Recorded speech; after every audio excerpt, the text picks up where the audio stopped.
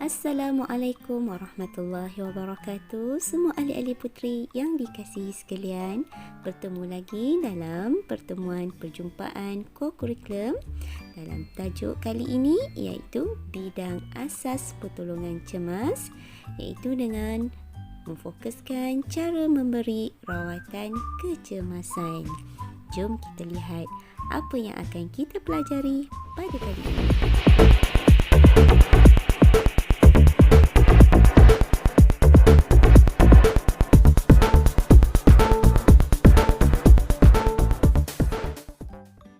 Baiklah semua, pada kali ini kita akan memfokuskan pelajaran kita pada asas pertolongan cemas, iaitu dengan cara memberi rawatan kecemasan. Di akhir pembelajaran, murid atau ahli-ahli puteri diharapkan akan dapat mengetahui asas pertolongan cemas, mengetahui cara menyelamatkan mangsa sebelum mendapatkan rawatan susulan, dan yang terakhir, dapat mengetahui tindakan awal untuk memberikan bantuan. Untuk permulaan, skop dan prinsip pertolongan asas. Apa yang dikatakan dengan pertolongan asas? Pertolongan asas iaitu bantuan permulaan atau rawatan awal yang diberikan kepada seseorang yang mengalami kecederaan atau sakit secara mengejut dengan menggunakan objek sekeliling sebelum ketibaan ambulans, doktor atau pakar perubatan sebelum dihantar ke hospital. Jadi, secara kesimpulannya, yang dikatakan pertolongan asas iaitu bantuan permulaan atau rawatan awal yang diberikan kepada seseorang yang mengalami kecederaan. Seterusnya, kita akan memasuki tentang objektif memberi pertolongan cemas. Objektif pertama memberikan pertolongan cemas iaitu yang pertama, menyelamatkan mangsa. Dengan memberi bantuan awal untuk menyelamatkan mangsa dalam situasi yang mengancam nyawa seperti pendarahan yang banyak, terhenti pernafasan dan jantung, terbakar, melecur dan lain-lain lagi. Objektif yang kedua memberi pertolongan cemas iaitu mengelakkan kecederaan mangsa menjadi lebih teruk, iaitu dengan memberi rawatan pertolongan cemas yang betul dan pantas untuk mengelakkan kecederaan atau keadaan pesakit menjadi bertambah buruk. Dan yang terakhir, objektif memberi pertolongan cemas iaitu mengurangkan kesakitan, iaitu dengan memberikan keselesaan dan keyakinan serta kata-kata semangat untuk memberikan kelegaan kepada pesakit. Demikian tadi 3 objektif utama dalam memberi pertolongan cemas, iaitu menyelamatkan mangsa, yang kedua mengelakkan kecederaan mangsa menjadi lebih teruk, dan yang terakhir mengurangkan kesakitan. Terusnya kita ke topik seterusnya iaitu tanggungjawab ahli pertolongan cemas. Seorang ahli pertolongan cemas perlulah sentiasa tenang. Kedua, perlulah menghubungi doktor atau menghantar segera ke hospital.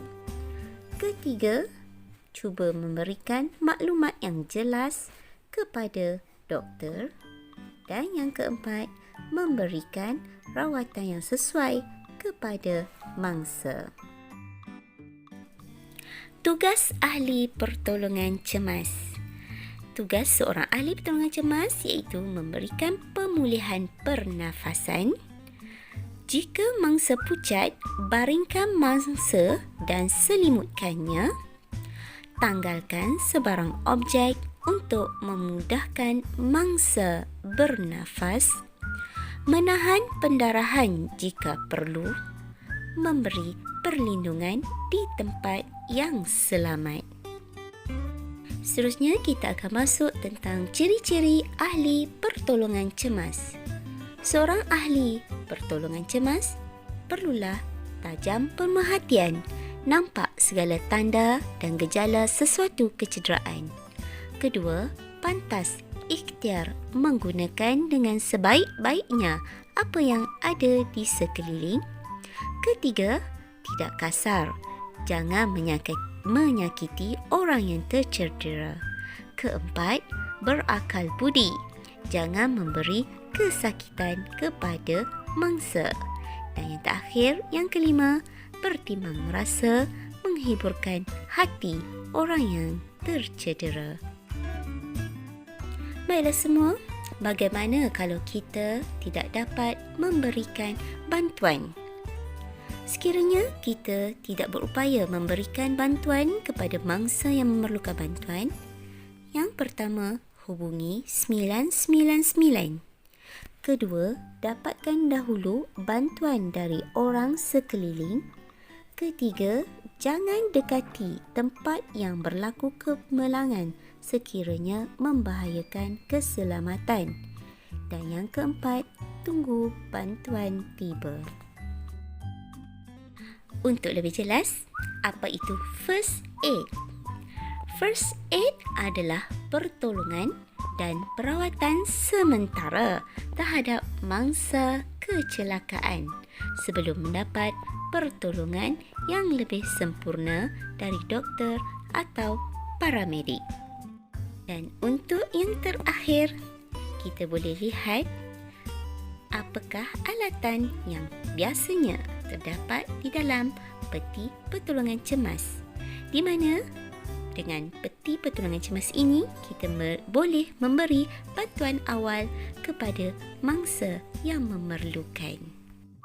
Antara barang asas yang perlu ada di dalam first aid atau peti pertolongan cemas iaitu gunting, kain anduh, krim antiseptik, elastik bandage, glove dan kapas.